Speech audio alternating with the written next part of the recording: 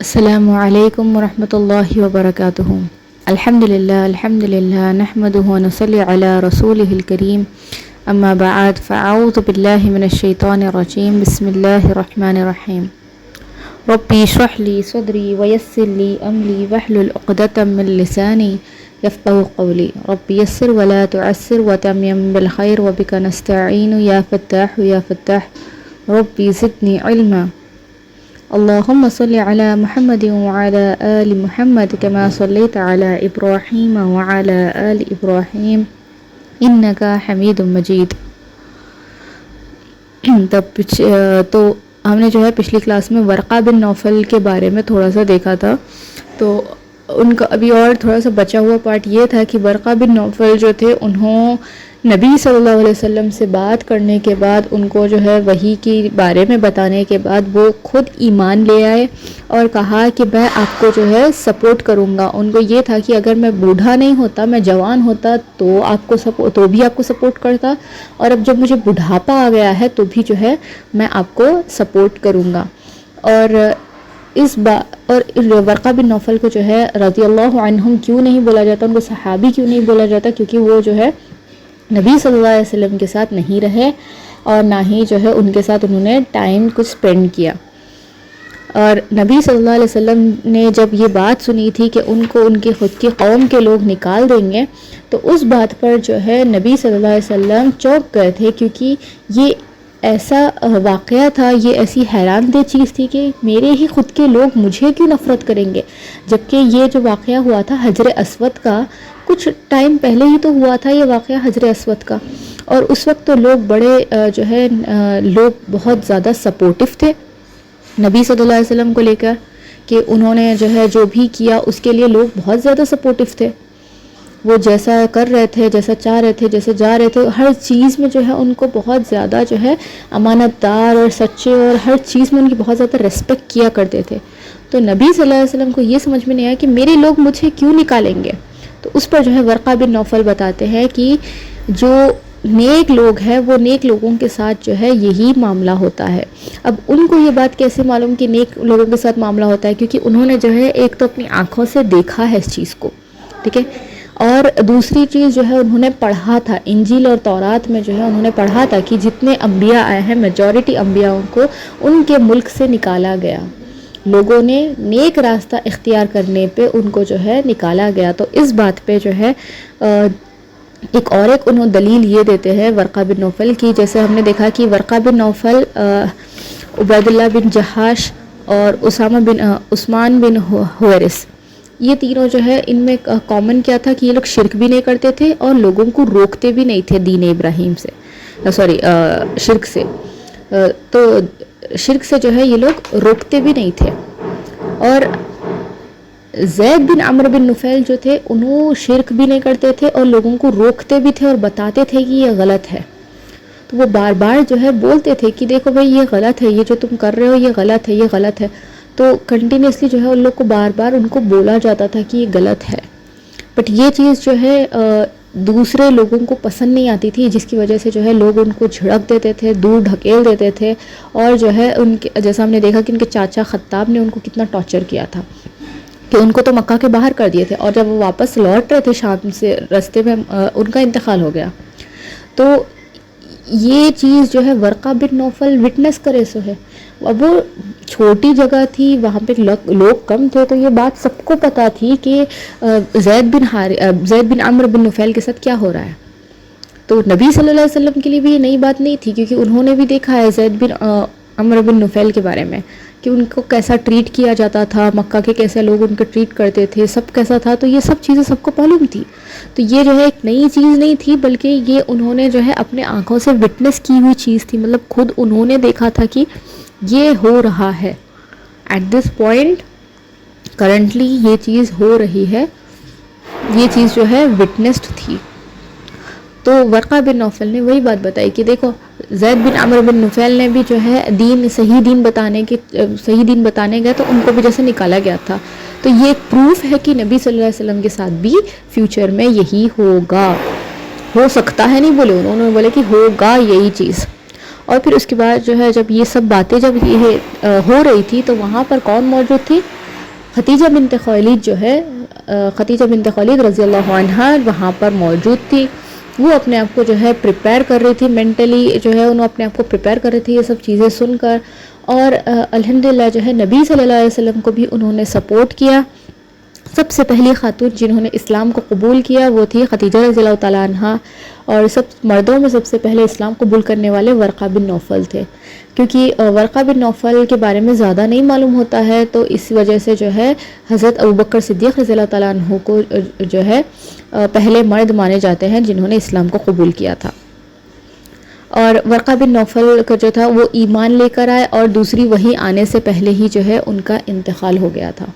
تو اس وجہ سے، اور وہ بہت زیادہ بوڑھے ہو گئے تھے اور نابینا بھی ہو گئے تھے، تو وہ اس وجہ سے جو ہے انہوں نبی صلی اللہ علیہ وسلم کے ساتھ نہیں رہے اور ٹائم نہیں اسپینڈ کر پائے. اس سے پہلے کہ دوسری وحی آتی ان کا انتقال ہو گیا تھا. اب ہم دیکھتے ہیں وحی، دوسری وحی آنے سے پہلے کا وحی کی بندش، یعنی اس کو بولتے ہیں فترۃ الوحی.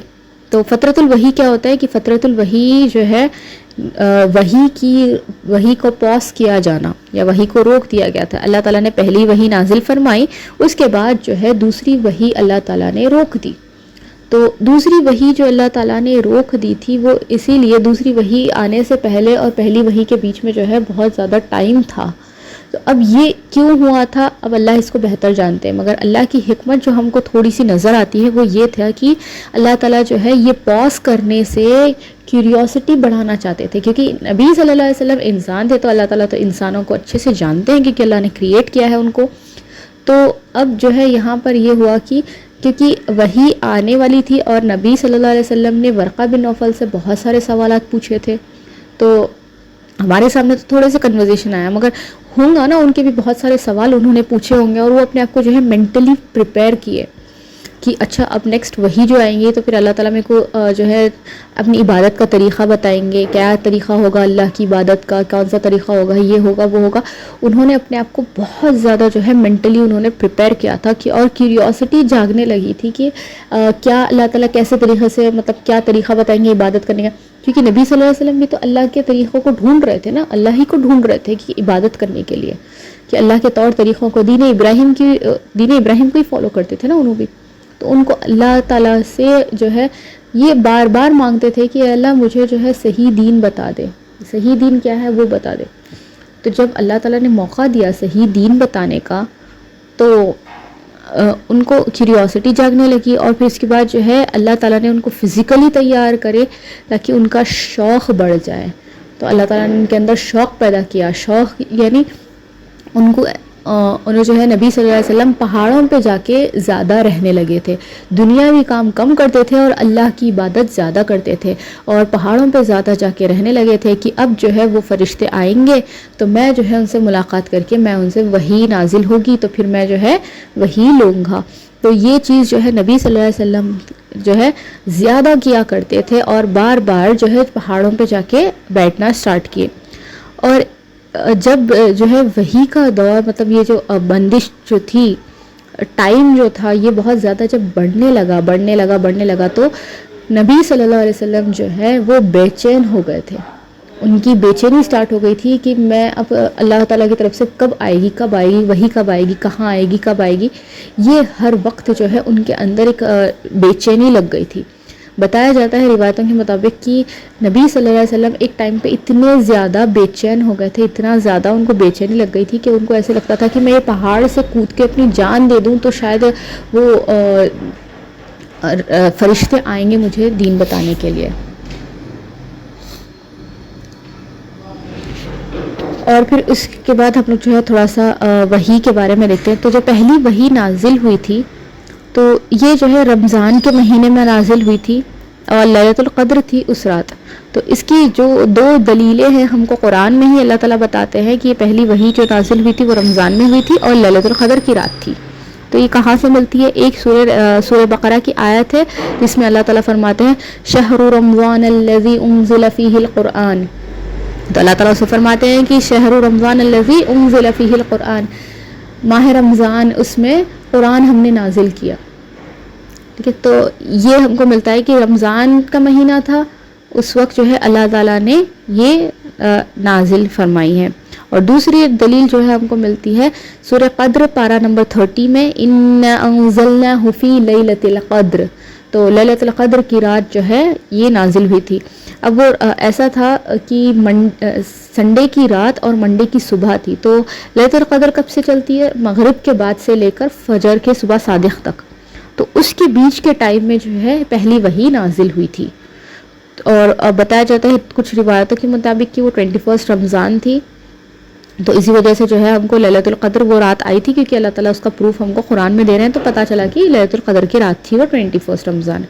بٹ کنفرمیشن نہیں ملتا ہے کہ 21 رمضان کو اب ہر سال لیلۃ القدر آتی ہے۔ لیلۃ القدر کو ہم کو آخری کے 10 تاخراتوں میں ڈھونڈنا ہے۔ اس کے بعد آتا ہے لونار کیلنڈر، تو لونار کیلنڈر کے حساب سے نبی صلی اللہ علیہ وسلم کی عمر جو ہے 40 ایئرس 6 مہینے بتائی جاتی ہے، اور سولار کیلنڈر کے حساب سے جو ہے ان کی عمر 39 ایئرس اور 3 مہینے بتائی جاتی ہے۔ اور یہ فترۃ الوحی کا جو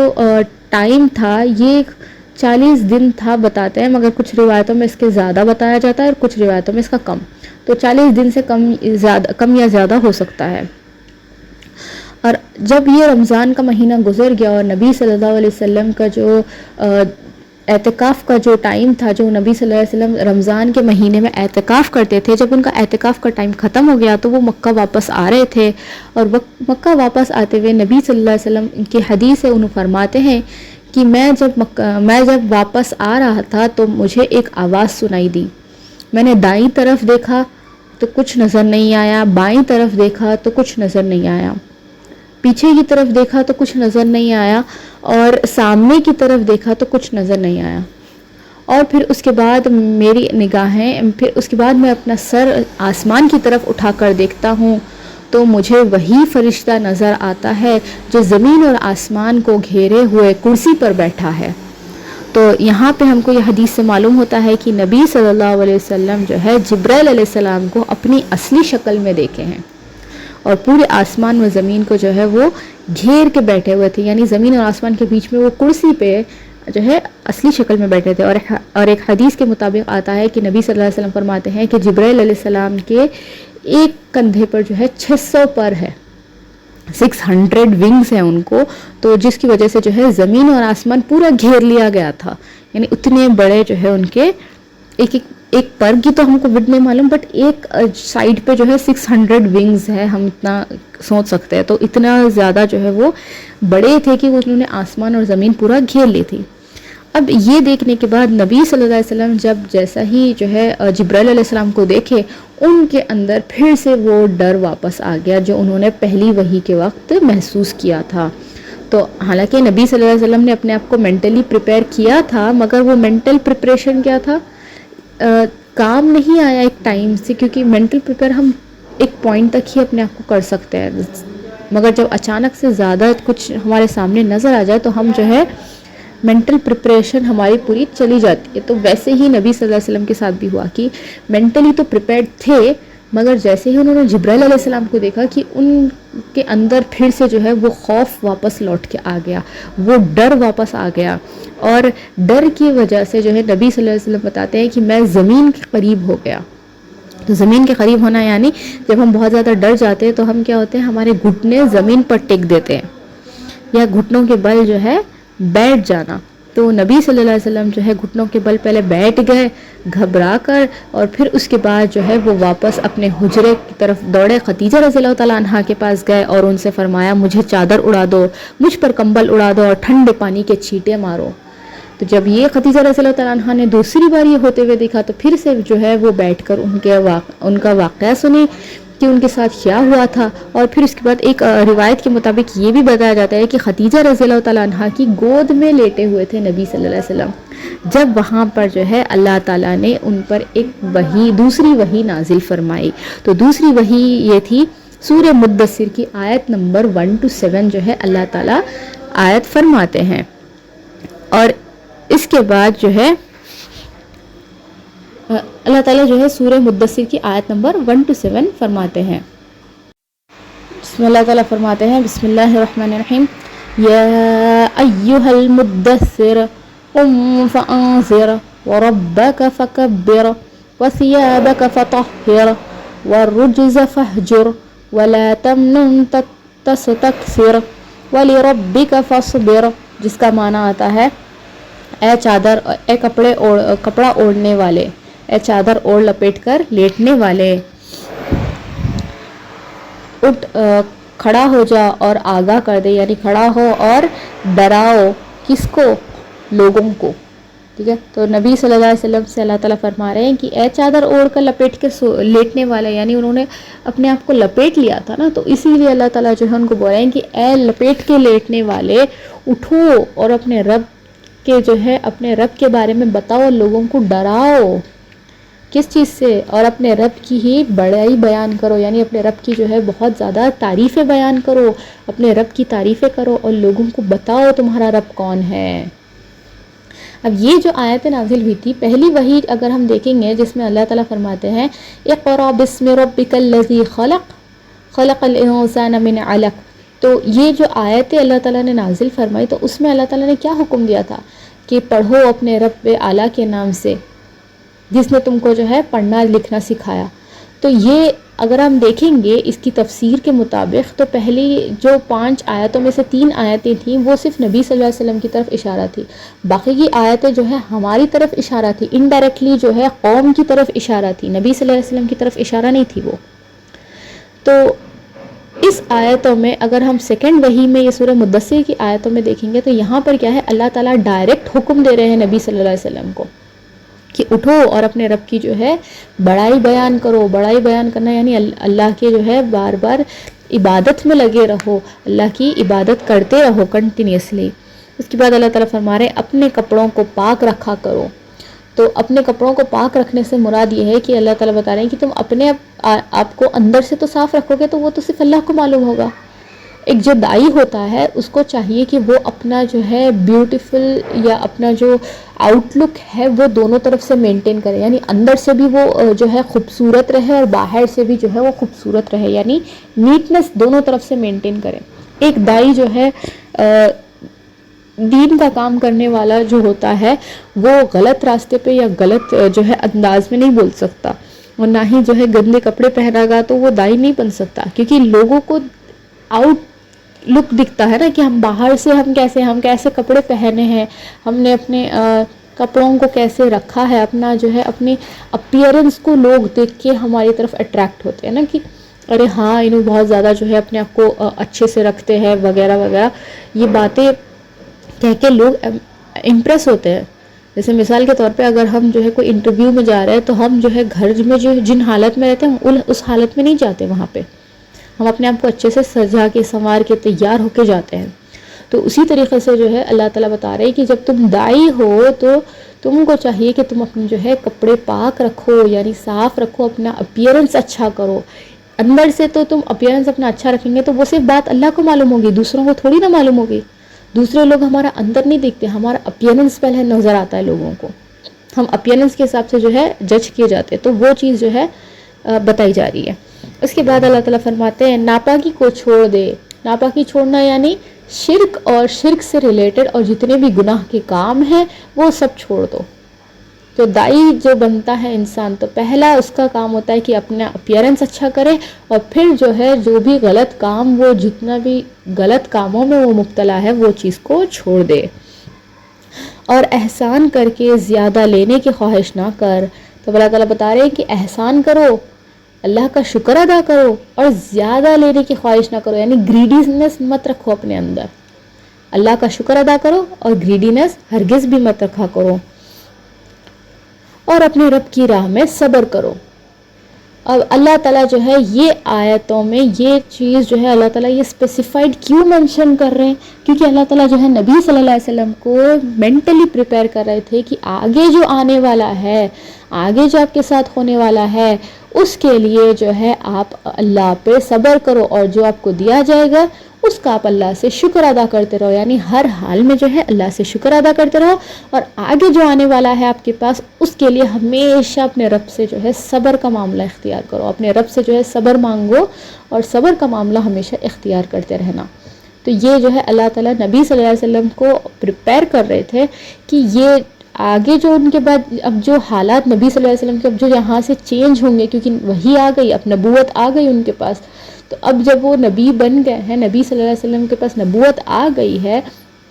تو اب جو ہے یہاں سے ان کے حالات جو ہے وہ بہت زیادہ چینج ہونے والے ہیں، لوگ اب ان کو ایک الگ نظریے سے دیکھنے والے ہیں. تو اسی لیے کیا ہے اللہ تعالیٰ یہاں پر ان کو مینٹلی پریپیئر کر رہے ہیں کہ کس طریقے سے جو ہے لوگوں کو اپروچ کرنا ہے، اور کس طریقے سے اگر لوگ کچھ کریں یا برا بھلا بولیں تو ان کے ساتھ کیسے ان کو ٹریٹ کرنا ہے.